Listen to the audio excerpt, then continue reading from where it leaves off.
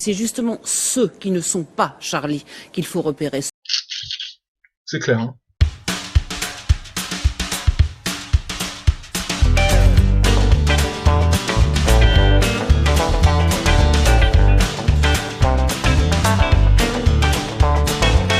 Je suis Charlie. Je suis Charlie. Je suis Charlie. Je suis Charlie. Je suis Charlie. Nous sommes tous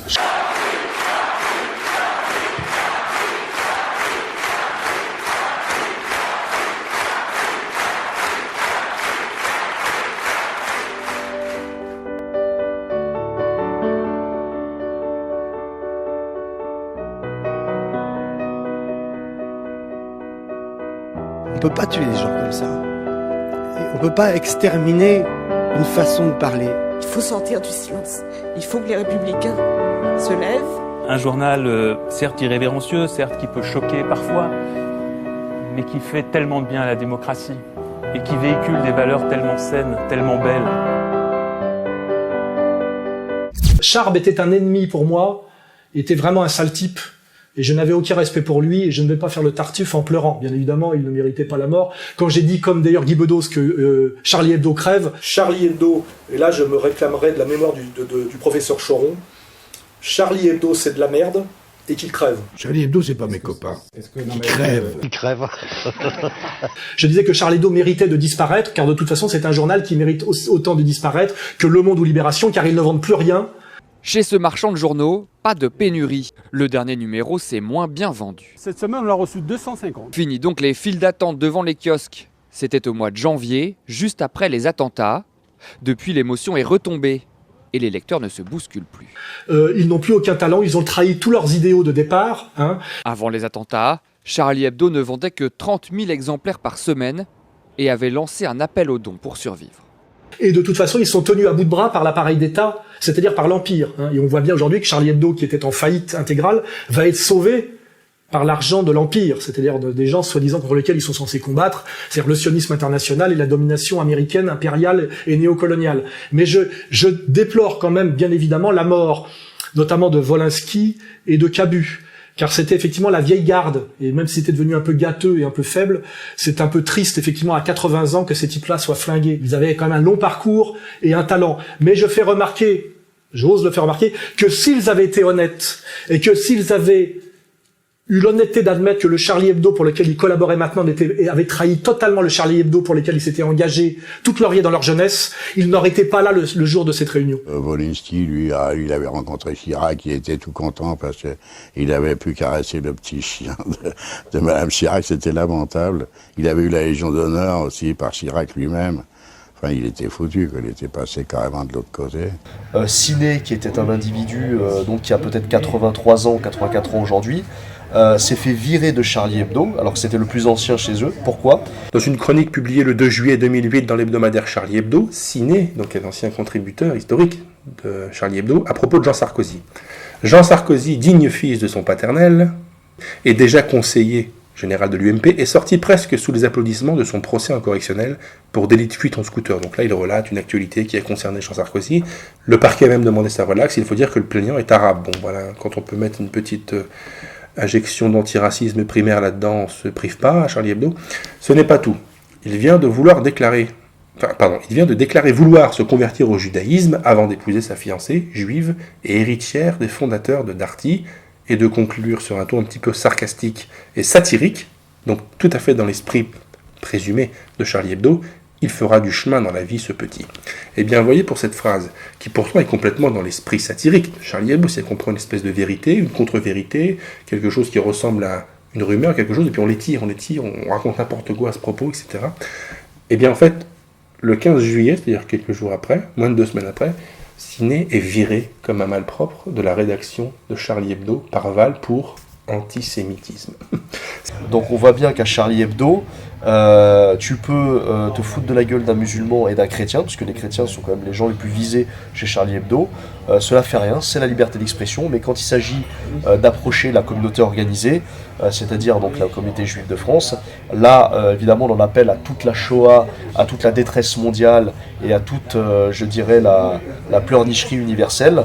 Et on a vu ce qui s'est passé. Donc Ciné a été viré comme un malpropre et a créé son propre hebdomadaire, donc Ciné Hebdo.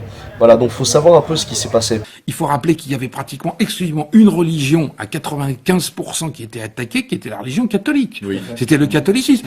L'islam devait faire l'objet de 3% des dessins. Et je crois qu'il y a une religion monothéiste qui a été oubliée depuis que Ciné a été viré, mais a quand même gagné son procès. Ça, hein. Donc quand on nous dit que Charlie Hebdo caricaturait toutes les religions, c'est absolument faux. Tu vois, il se renvoie à l'ascenseur. Quand Philippe Val m'a viré, c'était pour faire plaisir à Sarkozy. Mais attends, Philippe Val, je comprends que tu sois fâché avec lui à cause d'une partie de bowling, mais ils se connaissent vraiment ? Ah ouais, vraiment. Mais Carla Bruni est sa meilleure pote. Le Jean Sarkozy, ils sont pieds et poings liés avec lui. J'allais dire copain comme cochon, cul et chemise, enfin comme tu veux. Ouais. Mais ils sont toujours en train de bouffer avec. Et Carla, c'est l'une de ses principales copines. Mais Philippe Ils sont avec BHL et tout. C'est toute une petite équipe très virulente, très riche. Et qui font un peu la pluie et le beau temps partout, quoi. Et maintenant, patron de France Inter, tu vois un peu comment on en arrive là. Cabu, qui était nul aussi, lui était copain avec le maire de Paris, Delanoë, il se quittait plus. Il avait sa table ouverte. Et donc, ce que je comprends pas chez Dieudonné, c'est qu'il tape sur les Juifs pour défendre les Noirs. On peut très bien défendre les Noirs sans taper sur les Juifs. Je sais pas s'il est, en gros, je sais pas si c'est un gros con, si c'est un antisémite ou si c'est un manipulateur qui joue. Oui, il connaît pas l'histoire parce qu'il dit que c'est les Juifs qui ont commencé la traite des Noirs. Alors que c'est des arabo-musulmans, bien sûr. Oui. Il a même une grande expo, enfin, à la mairie de Paris. Donc ils bouffaient tous avec le pouvoir, quoi, quel qu'il soit. Et donc je dirais quelque part qu'il y a une fatalité, une justice immanente. Si Wolinski et Cabu avaient été intègres et honnêtes, et qu'ils avaient fait la même analyse d'ailleurs que fait, Guy Bedos sur ce qui était devenu Charlie Hebdo, ils ne se seraient pas trouvés là ce jour-là. Depuis que Rézère est mort, depuis que Ciné n'est plus là avec eux et tout ça, ils me font pas rire. Et j'ai pas de leçon d'insolence à recevoir de gens qui se sont couchés devant Philippe Val, qui s'est couché devant Sarkozy pour devenir directeur de France Inter. Et je veux dire, leur très grande faute, quelque part, et là, il y a une espèce d'ordre qui nous dépasse, c'est que leur très grande faute a été de cautionner par leur talent et leur longue histoire les saloperies d'un Charb et d'un Philippe Val. Et malheureusement, ils l'ont payé de leur vie. Je tenais à préciser ça, c'est important. La dernière fois, on a été surpris, nous, avec l'équipe. On avait vu Val au MEDEF, on était surpris qu'il n'y ait aucun de l'équipe, genre Eric Canet. On a ricané en interne. Ouais. Je m'étais dit, c'est étonnant que personne de l'équipe ait ricané.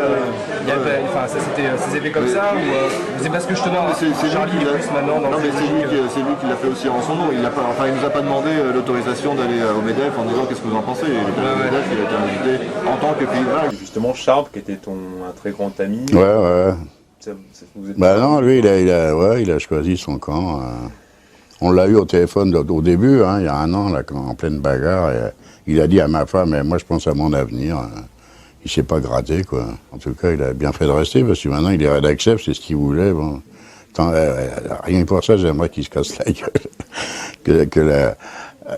Comment dit-on, la trahison ne paie pas. Liberté d'expression. Je vais vous apporter 2-3 éléments factuels qui vont vous montrer que la liberté d'expression, comme notion et comme motivation et comme pilier philosophique et politique de la rédaction de Charlie Hebdo, c'était pas tout à fait ça. Vous allez tout de suite comprendre pourquoi. J'ai sous les yeux un article que je vais vous mettre à l'écran, qui a été publié le 12 septembre 1996 dans Libération, et qui s'appelle « Les 173 704 signatures de Charlie Hebdo ». Je lis avec vous en même temps à l'écran. Le 26 avril, Cavana, Val et Charb, 3 piliers du journal Charlie Hebdo, Val n'y est plus depuis quelques années, Charb, n'y est plus non plus, débarquent en estafette dans une annexe du ministère de l'Intérieur. Dans leur coffre, des cartons remplis de signatures qu'ils apportent à un conseiller de Jean-Louis Debré. En 8 mois, 173 704 personnes ont répondu à l'appel pionnier de l'hebdomadaire pour demander, accrochez-vous bien, l'interdiction du Front National. Comment est-il possible qu'un journal que l'on présente comme une presse, pas d'opinion, une presse d'humour, une presse de liberté, etc., ait été capable à un moment donné de demander l'interdiction d'un parti légal pour délit d'opinion, de mobiliser 173 000 signataires pour ça, et puis lorsque l'on est anarchiste, de jouer les petits délateurs censeurs, parce que j'appelle ça une petite action de petits délateurs censeurs. C'est-à-dire que on regarde le Front National, et puis après on va voir le ministre, on dit « Ah, monsieur le ministre, regardez, eux, ils ont bafoué la loi, là, ici et ça ». Mais le ministre aurait dû répondre « Attendez, monsieur Charlie Hebdo, mais vous n'êtes pas anarchiste, vous ?» Oui, enfin, la législation, c'est une manière comme une autre de lutter contre le racisme. C'est pas la seule manière qui existe, c'est pas la seule manière qu'on revendique, mais je pense que c'est nécessaire, oui. Après, quand les gens disent « Mais c'est pas parce qu'il y a des lois que ça va faire baisser le nombre de racistes », c'est pas tellement le problème, il y aura toujours autant de racistes, je crois. Le problème, c'est que ces racistes ne puissent pas s'exprimer et foutre le bordel dans une société qui ne devrait pas l'être raciste. Je suis ce soir en compagnie de notre sœur, Rachida Karba, qui va nous lire un extrait du livre saint. Le problème n'est pas tellement la loi est très bien faite et j'ai absolument rien contre la loi. Maintenant, c'est soumis à l'interprétation des magistrats. Alors, tes trucs de tafiole, de manioc dégénéré, me fais pas croire qu'il a écrit ça. C'est pas possible, pas dans le livre saint. Donc la loi, j'ai rien contre, je trouve qu'elle est très bien faite. Après, ça serait bien que les juges soient aussi bien faits que la loi.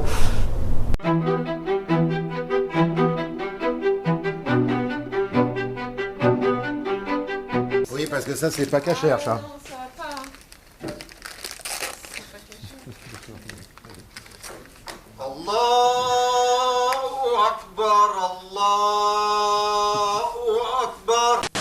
Pourquoi les islamistes ont visé particulièrement ce type de journal? Pour une raison. Léo Strauss le dit très bien. Les Lumières n'ont pas... Les Lumières françaises, quand elles se sont battues avec le... Je rappelle que c'est pas elles qui ont gagné la guerre, hein. C'est les Lumières écossaises qui ont gagné la guerre idéologique de la modernité.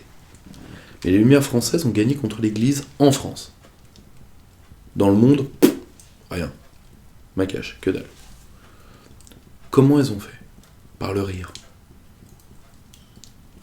Rappelez-vous que chez Musset, comme chez... Rappelez-vous que chez Musset, comme chez Joseph de Maistre parle du rictus de Voltaire. Je crois que Musset parle de son hideux sourire. Et en réalité, Voltaire, comme les Lumières, ont vaincu l'Église en se moquant de l'Église. Et les islamistes ne veulent pas que leur pouvoir passe par le rire. Ça, je peux tout à fait l'entendre. Les journalistes de Charlie Hebdo ne sont pas des héros. Ce ne sont pas des combattants. J'ai compris ça, des combattants. Non, ce ne sont pas des combattants. Ce sont des victimes. Voilà. Ce sont des gens qui, en 2006, finalement, sont rentrés vraisemblablement un peu à la légère dans quelque chose que eux-mêmes ne prenaient pas au sérieux.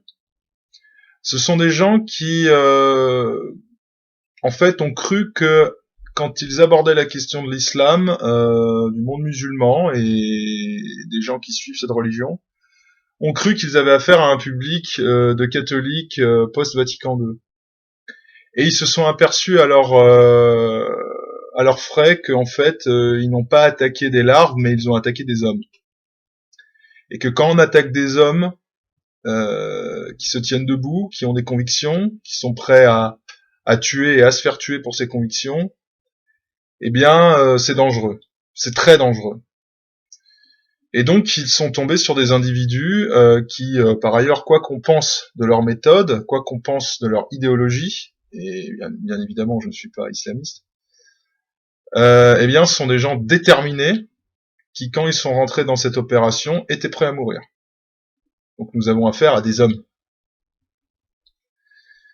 Et le ramassis de merde qui animait Charlie Hebdo pendant des années était habitué à cracher sur des prêtres octogénaires, une église catholique qui de toute façon avait complètement rendu les armes, qui ne fait même plus aujourd'hui régner l'autorité dans ses propres rangs. Hein. Vous avez qu'à remarquer en Belgique récemment, il y a un évêque qui a appelé à reconnaître les unions homosexuelles, il n'y a pas eu de sanction. Enfin, vous voyez, bon, bref, il y a rien à combattre.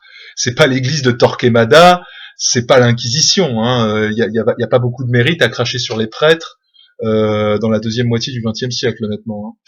Quand vous voyez, par exemple, un exemple typique, c'est Aurélie Filippetti, qui a sorti le 12 le 12 janvier, ce truc effarant, je suis Charlie, il faut bouffer du curé. J'ai envie de bouffer du Mais on curé. l'a pas entendu dire, il faut bouffer de l'imam ou il faut bouffer du rabbin. Mais ces gens-là étaient habitués à cracher sur des gens comme ça, ou à des gens d'extrême droite, mais qui sont des gens de leur époque, donc qui sont des gens finalement qui respectent un certain nombre de codes. C'est pas parce qu'on crachait sur Le Pen que Le Pen avait envie de les faire tuer. Pourquoi? Parce que globalement, on s'est affadi. On s'est avachi. Et même aujourd'hui dans l'extrême gauche, si jadis on trouvait encore des gens qui étaient prêts à mener des opérations violentes pour défendre des idéaux communistes, aujourd'hui je vous mets au défi d'en trouver, vous en trouverez très peu. Parce que dans ces mouvances-là, qui sont quand même qui évoluent dans le monde occidental, on s'est habitué au confort, on s'est habitué à la parlotte, on est dans un avachissement généralisé.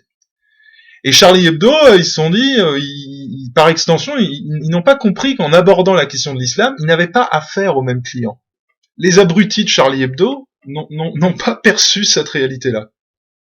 Et ils se sont dit, on va traiter l'islam, les musulmans, comme on traite les catholiques et l'Église catholique. Voilà. Bon. Et puis, ils ont fait l'expérience que c'était un calcul un peu léger. Il y avait plutôt chez ces gens-là une forme d'inconscience, de complexe de supériorité, de sentiment qu'ont beaucoup de journalistes de pouvoir faire ce qu'ils veulent. Et que si ça plaît pas aux autres, il y a tout un arsenal rhétorique qui peut être déployé. Ce sont des réactionnaires, ce sont des fascistes, ce sont des ennemis de la liberté, des ennemis de la liberté d'expression, des ennemis de la liberté de la presse et en général. Pour éviter d'avoir à subir ce flot d'insultes, on évite de critiquer les gens qui sont critiquables. Charlie Hebdo se savait protégé par cette rhétorique mécanique, et je pense que ça a fini par un système de conditionnement, par leur donner l'impression qu'ils étaient au-dessus des lois, et je ne parle pas simplement des lois légales, mais aussi des lois morales. Le rire est une arme politique hors du commun. Or, le gros problème, c'est qu'Harakiri et Charlie Hebdo ont participé à la destruction de la fonction politique en France. Et ça a commencé par balle tragique, un Colombais, un mort. Pour ma part, j'ai toujours là. Par la dérision. Voilà. Ce qui m'étonne chez les Charlie, c'est que ils ont beaucoup de mal à se remettre en cause, si tu veux. Beaucoup. Sauf en cas de traumatisme, comme les attentats de Charlie Hebdo. Tu as remarqué qu'à la fameuse manifestation du 11 janvier, les gens ont applaudi les flics. Oui. Donc ça veut dire qu'à ce moment-là, dans un moment de crise, ils ont complètement abdiqué leur idéologie. Là, on a vu finalement les Charlie se retourner complètement et venir applaudir l'autorité. Donc, ils ont tout abandonné. Le jour où on verra moi aller à l'aéroport et dire aux Maliens qui débarquent « Ah, bienvenue en France les mecs, restez autant que vous voulez », on dira Adrien Bauzy a tout lâché, tu vois. Je me suis fait souvent taper sur la figure par des flics et que là, pour presque la première fois, je leur suis reconnaissant d'assurer ma sécurité. Mais est-ce que aussi, attends, sur cette manif, je vais te demander, est-ce qu'on nous a pas menti? Parce que finalement, est-ce que c'est pas tout un échec de la fameuse France Black Blanc Beurre? Parce que moi, cette manif, j'ai l'impression que c'était une manif, blanche. Bien sûr, ouais.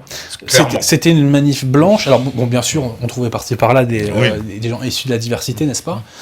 On trouvait aussi des jeunes, mais c'était essentiellement la gérontocratie blanche. Mais effectivement, donc, cette manif était un comble de tartufferie, puisque c'était pas du tout déjà une manifestation d'unité nationale, c'est pas vrai, c'était une manifestation d'unité jacobine. L'Union nationale, ils savent pas ce que c'est. Et objectivement, ils n'arriveront pas à jouer cette carte-là. Par contre, la théorie du grand gouvernement central pour l'Europe et contre l'islamo-fascisme, oui. Le problème, c'est que ils savent, ça, c'est une coagulation d'élite. Une union nationale, c'est une coagulation de classe. Or, l'UMP et le PS vont fédérer quelle classe? Ils représentent la même d'un point de vue socio-économique. Ils représentent la classe des winners de la mondialisation. C'est une classe qui se réduit de jour en jour. Plus des immigrés. Excusez-moi de vous dire ça, comme union nationale, j'ai vu mieux. Le summum a été atteint avec le refus réel, en réalité, que un quelconque membre responsable du Front National participe aux manifestations parisiennes. Puisque même Valls s'interrogeait, n'a pas répondu clairement. Il a commencé à parler du respect des lois, de la morale, de la laïcité, etc., de la République. On oublie que le second porte-parole du Parti Socialiste, il y a un Valsien, un homme de Valls, a dit qu'il est absolument hors de question que le Front National puisse participer à la manifestation. Il y a toutes sortes de choses. Au nom de la liberté d'expression, on a exclu entre un quart et un tiers de l'électorat français. Bon, et puis quand Marine Le Pen est allée à l'Élysée, je crois qu'il lui a pas non plus répondu clairement, le père Hollande, hein, dans les 20 minutes d'entretien où elle a dû poser, enfin elle dit avoir posé la question plusieurs fois, je viens ou pas, il a fait l'anguille, évidemment qu'il fallait pas qu'elle vienne. Valls, grâce à un metteur en scène assez sympathique, M. Plenel, est en train de créer le nouveau discours de l'UMPS, ou je dirais même, selon la formule du philosophe communiste Georges Gastaut, du PMU, du Parti Maastrichtien Unifié. Un discours contre l'islamo-fascisme. C'est-à-dire les méchants barbus, mais comme le dit très bien Plenel, une balle tirée par un islamiste n'est jamais qu'une balle tirée par ricochet, n'est jamais que le ricochet d'une balle tirée par Marine Le Pen. Donc là, par contre, islamo-fascisme, très bien, c'est pour nos gueules. Merci Plenel, on n'en attendait pas moins que toi, il y a des gens dont on attend le pire sans jamais être déçu, mais ça c'est le discours du pouvoir dominant. Le discours. Et sa force. C'est-à-dire le grand gouvernement central européiste, parce que la clé de tout, elle est là, elle n'est pas ailleurs, va vous protéger des méchants barbus et, bien évidemment, de la méchante Marine Le Pen. Alors que son parti avait plus de légitimité que tous les autres à être là. Quel premier parti à avoir parlé du péril islamiste en France? Je vous fais un dessin.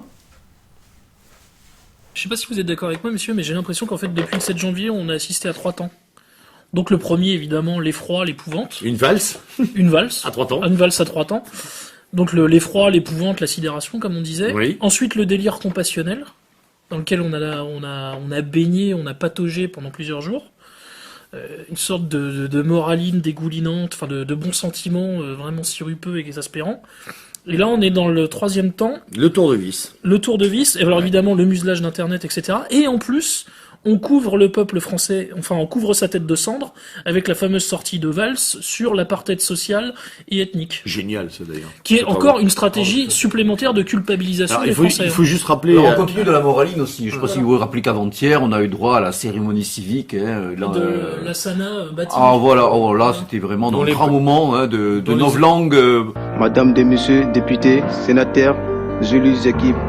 J'aimerais que tous le monde comprenne, vu et répondre normal. Je remercie Hyper Cassier. Je vis ici, d'autres rire. Et notre tous les ans au cœur. La France est un pays des droits de l'homme. Mon histoire, c'est même que plus les ans. Je resterai mon bon flex. Parce que mon cœur a parlé, qui m'ont fait agir toujours là. Il n'y a pas de question de communauté, partenariat, telle ou telle religion. Hyper Cassier, tout le monde entier, bien, beaucoup, musulmans. Putain, ce que c'est beau. Ligue des droits de l'homme. Je crois qu'on a trouvé notre héros, monsieur le président.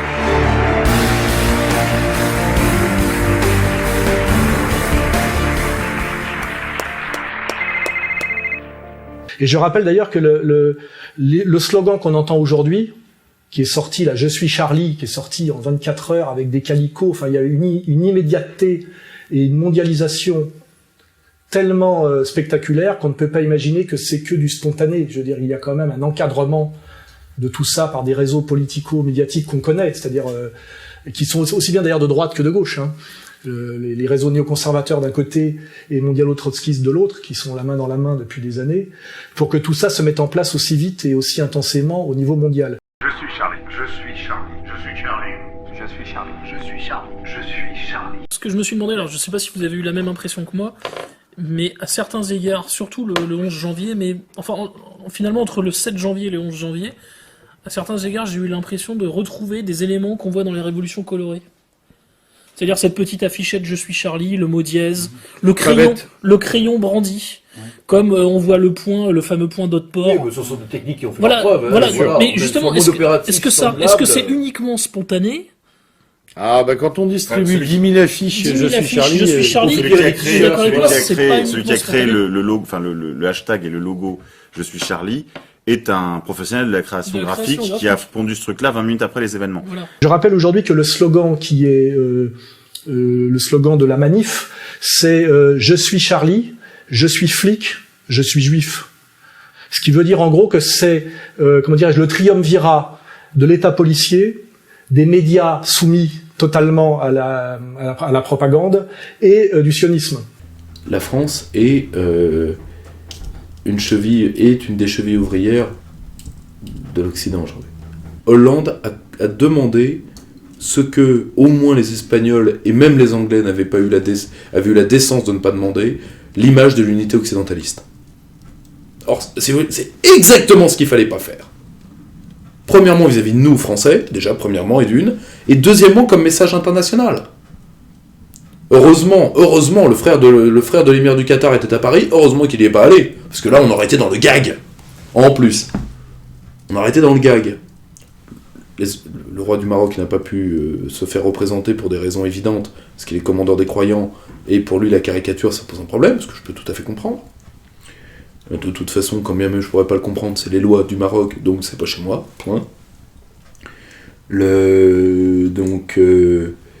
Si vous voulez, c'est exactement ce qu'il fallait pas faire. Mais voilà, Hollande réagit comme ce qu'il est fondamentalement, c'est un Delorien et un faible. Ils ont voulu montrer un visage d'unité qui, à mon avis, est extrêmement dangereux.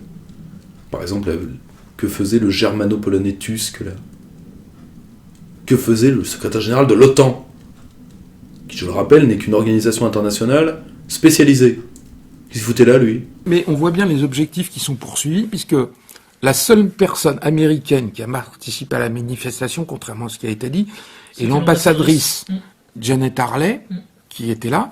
Mais en revanche, le ministre de la Justice, l'attorney général américain Holder, qui était arrivé la veille, qui était à Paris, avait d'autres choses à traiter, donc il n'était pas là, puisqu'ils sont en train de mettre, et c'est ça les conséquences, ils vont se faire un Patriot Act à la française, une surveillance quasiment totale d'Internet.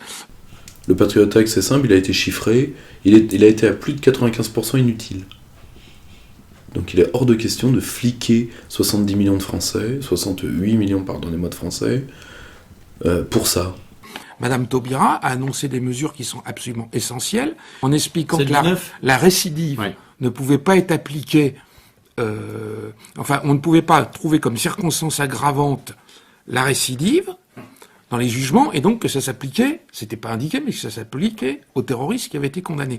En revanche, ce qui a été fait et qu'elle a annoncé, aux 167 référents en matière d'antiterrorisme en France dans les tribunaux, puisque ça existe, c'est une réunion qui a eu lieu il y a 2 jours, elle a annoncé qu'elle faisait sortir le racisme, la xénophobie, l'antisémitisme, en fait l'anti-judaïsme, la critique du judaïsme et le révisionnisme du code de la loi de 1880 sur la presse, et que ça rentrait dans le code pénal, et que ce serait le seul cas où ça serait des circonstances aggravantes. Donc les 2 conséquences qu'il y a eu, elles sont très simples.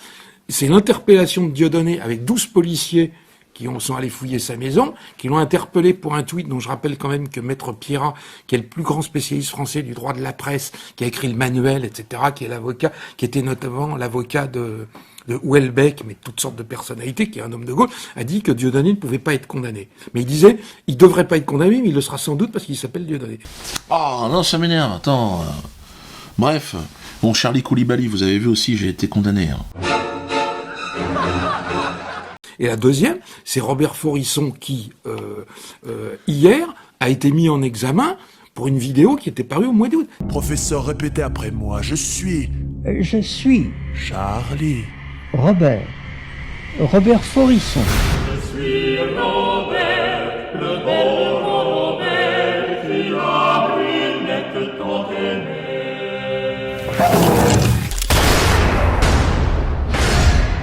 Moi, ce que je voudrais, on l'a pas fait, rendre hommage aux 62 millions de Français qui sont restés chez eux le 11. La vraie réconciliation nationale, c'est la nôtre, c'est pas celle qui a poussé, j'ose le dire, 4 millions de couillons à défiler derrière Netanyahou qu'on peut qualifier de boucher de Gaza. Hein. Ouais, je pense. Voilà. Et tout ça marchait derrière Netanyahou au nom de Charlie Hebdo. Là, c'est quand même, on a maltraité la logique dans cette affaire.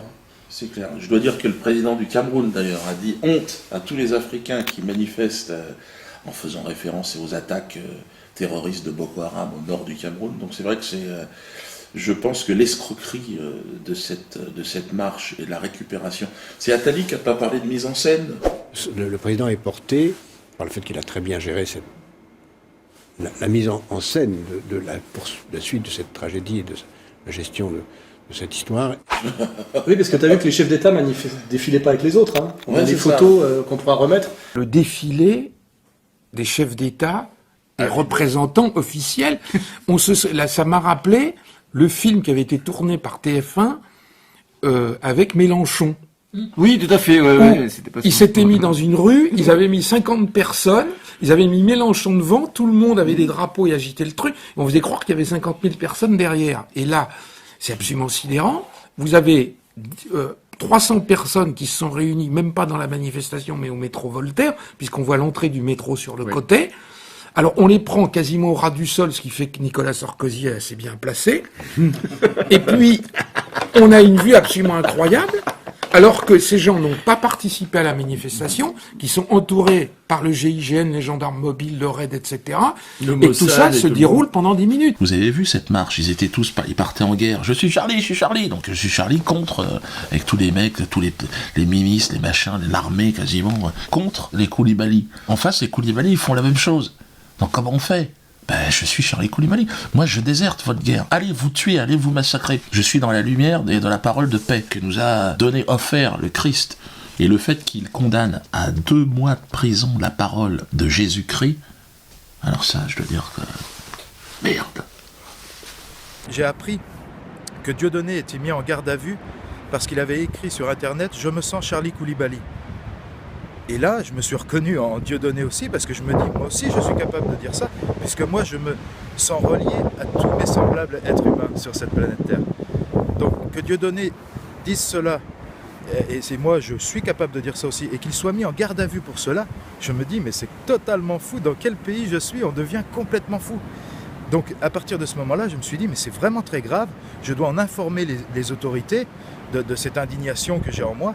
Donc, j'ai décidé d'aller à l'autorité la plus près de chez moi, donc au commissariat, pour aller m'entretenir avec une personne du commissariat la plus haut placée, pour lui faire part de cette indignation.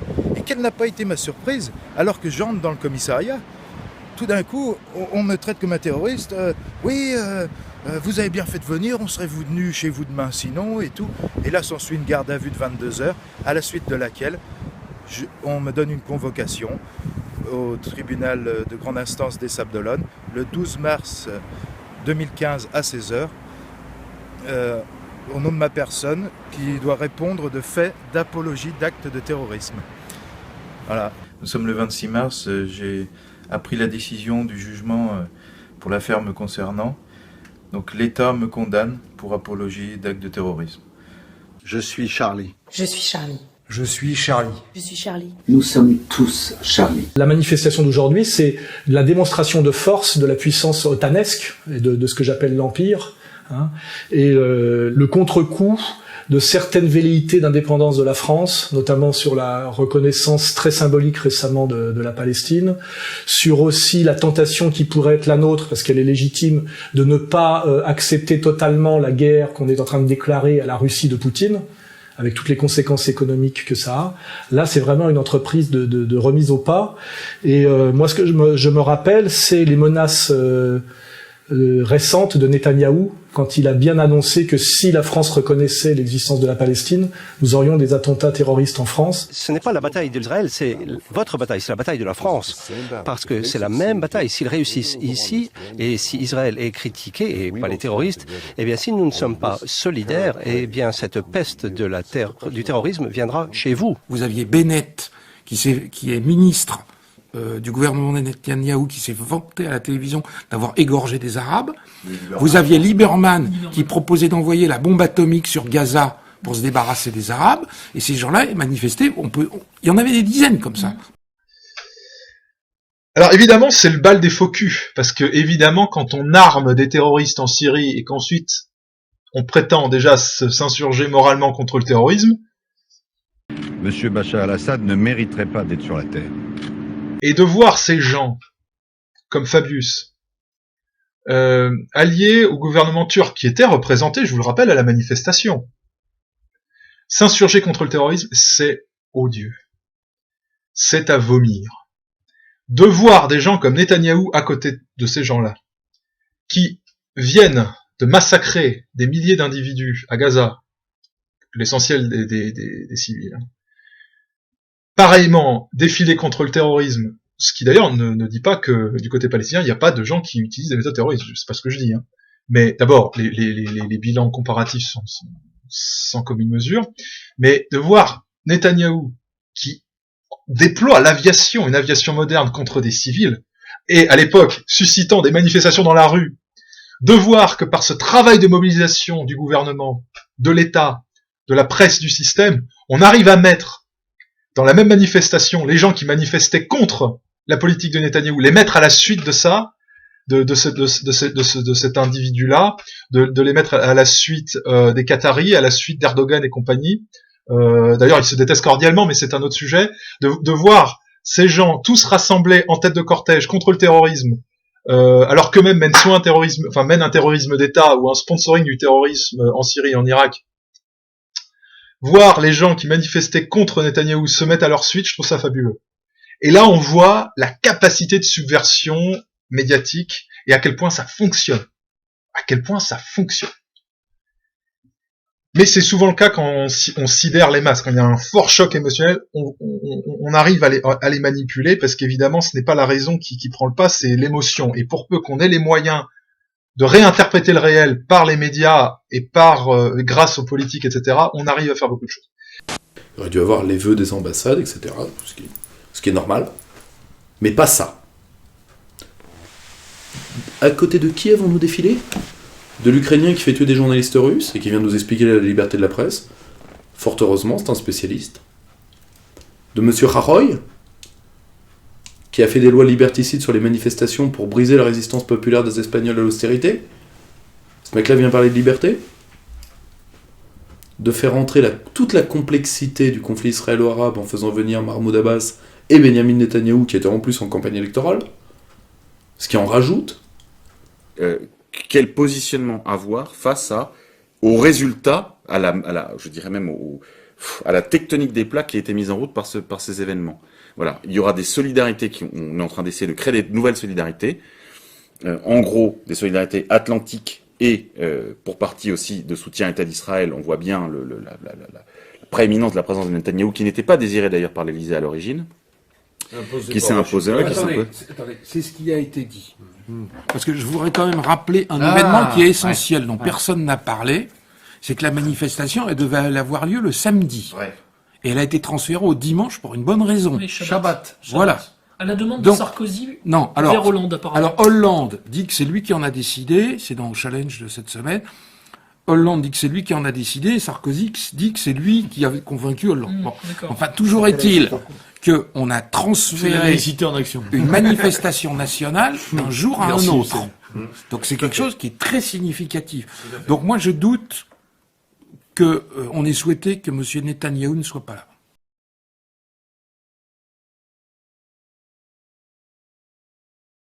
Alors c'est à la fois un 11 septembre français, mais c'est aussi, ça nous rappelle aussi l'opération de Carpentras. La profanation de Carpentras bouleverse la France. Pour la classe politique, à droite comme à gauche, la cible est tout de suite désignée, les idées du Front National, le parti qui monte. Je voudrais que on pense à ce que tous les discours de haine, de racisme, d'antisémitisme, d'exclusion, tout ce à quoi ça peut conduire. Pierre Joxe, alors ministre de l'Intérieur, se rend immédiatement sur les lieux. Lui a déjà son idée sur les coupables. Lorsque les criminels sont connus, on doit les dénoncer. Nous les connaissons. Je dénonce donc le racisme, l'antisémitisme, l'intolérance. L'affaire devient alors une affaire d'État. Le 14 mai à Paris, toute la classe politique manifeste côte à côte et dénonce les idées de l'extrême droite. Le Front National est montré du doigt. L'enquête s'emballe, des centaines d'arrestations ont lieu, y compris dans les milieux skin du sud de la France. Mais ces auditions ne donneront rien, l'enquête est au point mort.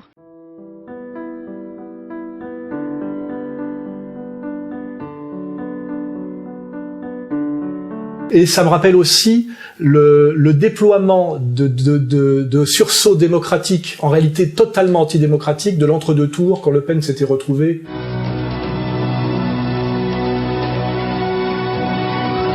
En tête, Jacques Chirac, 20% des voix. Énorme surprise, Jean-Marie Le Pen semble devoir être le second avec 17% des voix. Du jamais vu pour un 1er mai, en tout cas depuis plusieurs dizaines d'années. Énorme succès de la mobilisation contre le Front National. 1 300 000 personnes dans les rues en France. On assiste là au même genre d'opération, et ce qui montre totalement, je dirais, l'alignement en fait de l'appareil d'État, des médias, qui devraient être normalement un contre-pouvoir ou un quatrième pouvoir et qui ne l'est pas du tout, et comment dirais-je, de la manipulation de la gentillesse française. Je suis Charlie, ça veut dire quoi pour vous venir défiler avec cette expression-là? Je suis Charlie. La liberté, l'égalité, la fraternité. Vous ressentez de la chaleur, de la tolérance? Je sens beaucoup de tolérance, beaucoup d'échanges, vraiment dans la gentillesse, pas de bousculade. Tout le monde est là et tout le monde a envie de dire c'est nous qui gagnerons, c'est la liberté. Alors, donc, ces abrutis de Charlie Hebdo, évidemment, le système essaye de s'en solidariser. Mais finalement, c'est de bonne guerre, puisque nous sommes dans un régime dit pluraliste, mais en réalité, il n'est pas si pluraliste que cela. Mais disons que Charlie Hebdo, c'est l'avant-garde de l'idéologie dominante. À l'avant-garde! Charlie Hebdo, au plan symbolique, c'est pour ça que c'est absolument fascinant ce qui s'est passé, c'est la quintessence de l'idéologie 68arde. C'est la quintessence de l'évolution du communisme vers le gauchisme. C'est le passage du PCF vers le trotsko-maoïsme et l'anarchisme, mais compatible avec la démocratie de marché. C'est très révélateur ça. Et Charlie Hebdo est la quintessence de cet esprit-là. L'humour, c'est un concept beaucoup trop subjectif, beaucoup trop relatif pour dire que Charlie Hebdo, c'était l'humour. Non, c'était une volonté d'humour, d'un certain humour, adressé à un certain lectorat. Mais ce n'était pas l'humour avec un grand H. C'est scatologique, c'est crade, c'est sale, c'est même pas un humour, un peu fin, c'est crade. Voilà, c'est crade. Moi, je suis pas puritain, mais franchement, je trouve que c'est un peu dégueulasse. Et la façon dont ils se sont moqués des musulmans et de la religion des musulmans était crade. On montrait des anus, des testicules, des scènes plus ou moins scatologiques ou d'homosexuels. C'est crade, quoi. L'humanité entière vomit ça. Je veux dire, il n'y a pas une société qui trouve ça fascinant de montrer ses parties génitales à tout va, à tout propos, soi-disant pour porter un message politique. C'est complètement absurde. Et ce côté crasseux de Charlie Hebdo, qui est la quintessence de l'esprit 68ard, qui en fait était une réaction au puritanisme catholique, donc qui pouvait se comprendre dans une certaine mesure. Aujourd'hui, c'est juste, la corde est juste usée, quoi. C'est juste usé. Sur le plan idéologique, c'est une vraie merde ce journal. Et honnêtement, je vais pas pleurer le journal. Alors, on peut pleurer les hommes qui sont morts parce que c'est un crime odieux, mais je vais certainement pas pleurer ce journal qui est un torchon médiatique qui insulte les religions et au nom de la liberté d'expression. Alors, si on nous parle de la liberté d'expression, on arrête de faire croire aux Français que la liberté d'expression est à géométrie variable. Hein, c'est-à-dire que pour Dieudonné, par exemple, Mbala, lui, on va lui interdire de faire ses spectacles parce qu'il s'attaque aux colons israéliens, et d'un autre côté, on crache à la gueule des musulmans et des chrétiens. C'est pas ça la liberté d'expression, c'est plutôt la liberté expresse de Sion. Voilà. Charlie Hebdo, à l'origine, était un journal libertaire, on va dire au sens, je dirais, gaulois et positif du terme, incarné par le professeur Choron et Reiser, qui étaient les deux génies, sans doute, avec dans une moindre mesure, Wolinski, Cavana, Cabu encore, déjà son analyse du beauf était déjà une déclaration de guerre au prolétariat français qui allait fatalement se tourner vers le Front National compte tenu du trahison de la gauche sociale par toutes les forces de gauche sociétale. Donc je n'ai pas un très grand respect pour l'intelligence de Cabu, même s'il était une personne gentille et très talentueuse d'un point de vue du dessin. Et je voudrais rappeler que Charlie Hebdo, qui avait été un journal libertaire, avait été entièrement retourné pour devenir un organe néoconservateur par Philippe Val. Le dessin est absolument, nous semble clair. Mahomet, là, sur ce dessin, est éploré. Évidemment qu'il ne s'agit pas des musulmans, il s'agit des intégristes. Qu'est-ce que vous en pensez de ce dessin? C'est passé à la une du Monde cette semaine. Oui, j'ai vu ça. Moi, ça me choque pas que... Moi, ça me choque. Et là, on a la réponse dans le même journal le lendemain, je crois bien, de Jean-Pierre Elkabbach, voilà, qui se sent insulté. Oui, mais là, moi, je pense qu'il a raison, Jean-Pierre Elkabbach, de répondre ça. Parce que Plantu a voulu mélanger deux idées. Quand on n'en a pas, en général, on essaye de mélanger deux idées. Et pareil, je pense la même chose que Patrick à propos de Jean-Pierre Elkabbach, avec les nuances, tout ça, bien, les mêmes. Et par contre, je suis pas du tout content quand on dessine Jean-Pierre Elkabbach en Ben Laden. Ben Laden, c'est la grande figure nazie d'aujourd'hui, avec une espèce de haine antisémite, une haine du monde occidental. C'est l'héritier de la mutation du nazisme. Et dessiner un juif en nazi, c'est toujours dégueulasse. Et je pense que de la part de Plantu, c'est pas bien du tout. Qu'un dessin de presse soit humoristique et utilise ce biais-là pour faire du humour, moi, ça me choque pas. Non, moi, ça... Il prétend pas que... Plantu n'est pas antisémite. Non, mais je prétends pas que... Moi, ce qui m'a gêné, ce qui m'a gêné, c'est l'explication après d'Elkabbach qui dit, voilà, c'est antisémite, donc on peut plus... Mais non, c'est pas vrai. Je ne dis pas que Plantu est antisémite, je dis que son dessin est antisémite. On peut dire que c'est de mauvais goût, on peut dire que c'est pas drôle, son dessin est dans la grande tradition des dessins antisémites. Elkabbach n'est pas juif, il aurait fait le même. Mélanger le juif à l'objet de la haine l'objet de la haine des islamistes. Non, c'est la même chose. C'est-à-dire que ce qui est arrivé hier finalement valide totalement les provocations de Charb. Finalement, Charb a eu exactement ce pourquoi il travaillait, ce qui est abject, mais c'est vrai. C'est-à-dire qu'il a validé ce qu'il voulait démontrer, qu'on était face à des gens dangereux, qui étaient incapables de dialoguer, et que si on insultait le prophète, effectivement, il se vengerait par les armes. Donc finalement, je dirais presque que Charlie Hebdo a été financé depuis des années, alors que c'est un journal qui ne vendait plus rien, qui n'avait plus aucun talent, plus aucun esprit, et Charb était, je dirais, la synthèse de cette absence de talent, et cette soumission, et cette trahison totale à l'esprit Charlie Hebdo de Choron et de Reiser. Mais maintenant que j'ai trouvé la vraie foi, bismillah, je tue des vieux au nom d'Allah, je décapite des enfants pour faire plaisir au prophète, Allah. On dirait presque qu'il a été financé à perte pendant des années pour arriver à ce résultat. C'est-à-dire presque on l'a nourri comme une oie, effectivement, pour une oie de gavage pour ce foie gras. Ici, en France, on est fiers de nos valeurs et on les défend. Moi, je fais ramener du foie gras. Hier, il est devenu rentable par rapport à ses sponsors, alors qu'il coûtait très cher en sécurité et en mise de fonds à perte. Pour Luce et les survivants de Charlie Hebdo, oubliez les problèmes financiers.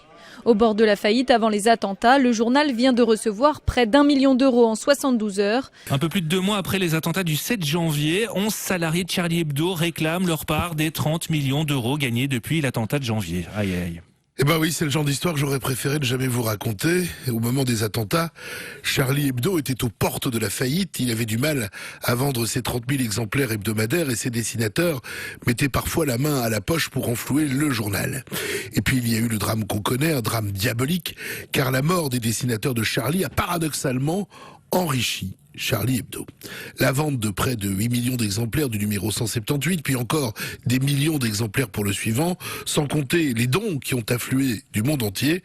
Et voilà Charlie Hebdo qui se retrouve maintenant propriétaire d'un capital de 30 millions d'euros. Le fonds Google Éditeur a également versé 250 000 euros au journal, quand Fleur Pellerin, la ministre de la Culture, a promis qu'elle débloquerait en urgence, si besoin, 1 million d'euros, en plus d'aides structurelles. C'est dans cette ambiance un peu floue qu'hier, 11 salariés de Charlie ont réclamé à la direction un statut d'actionnaire salarié à part égale. Tu ne dois jamais oublier ce qui vient d'arriver. Jamais. Parmi eux, l'urgentiste Patrick Pelou et le dessinateur Luz. C'est très sérieux. Le collectif a même embauché 2 avocats pour faire valoir ses droits. Le monde a changé et nous devons changer très vite car c'est la République et la laïcité qui sont attaqués. Il y a eu, vous avez vu les obsèques de Charbonnier, le dessinateur tué là. Alors, faut aller regarder le spectacle parce que c'était quand même crépusculaire. À mes yeux, diabolique, hein, diabolique. Le cercueil arrive sur l'International.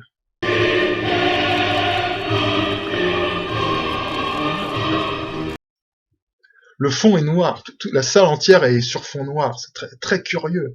L'International, un enterrement, en plus c'est symbolique, hein. Le cercueil arrive sur l'International.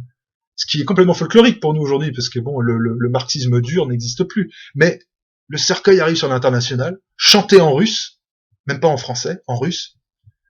Et là, il y a les allocutions des uns et des autres. Charb, tu as été assassiné, comme tu le pressentais, par nos plus anciens, nos plus cruels, nos plus constants, nos plus bornés ennemis. Mélenchon, discours ampoulé, surréaliste, surgit d'un autre temps, qui parle d'incendier l'ordre ancien, donc l'ordre européen, hein, d'incendier l'ordre ancien, ça, donc refusant de voir qui les a assassinés, donc toujours les yeux focalisés sur les ennemis d'hier, donc complètement hors sujet. Tu es responsable du morceau de terre que tu as sous les pieds et tu dois le protéger, car il est l'histoire, la laïcité, la liberté, l'égalité, la fraternité. Un autre, là, un de leurs compagnons de route, là, qui s'effondre en pleurant. Juste une dernière fois. Avec un orchestre plus ou moins de jazz manouche sur scène à côté de la photo du défunt.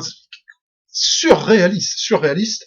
Qu'est-ce qu'il y a encore? Ah oui, l'ancien amant de Charbonnier qui explique devant la famille, les proches, devant les caméras de tous les médias, devant le ministre, la garde des Sceaux, Taubira, qui est ce qu'elle est, mais qui représente quand même le gouvernement de la France, qui dit, en parlant du défunt, qui fait donc son éloge funèbre, ah, qu'est-ce qu'on s'est enculé toutes ces années.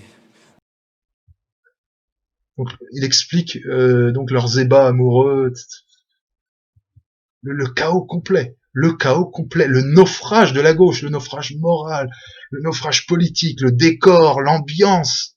Et tout ça est symbolique et ça ne relève pas du hasard. Je vous le dis, ça ne relève pas du hasard. C'est vraiment la fin de la gauche, la fin. Comment écrire une fin à un tel discours, à un début de combat qui a été engendré par des salauds. Et tu as tout réussi, un parcours sans faute. Charb, réponds-moi un jour, s'il te plaît. Juste une dernière fois.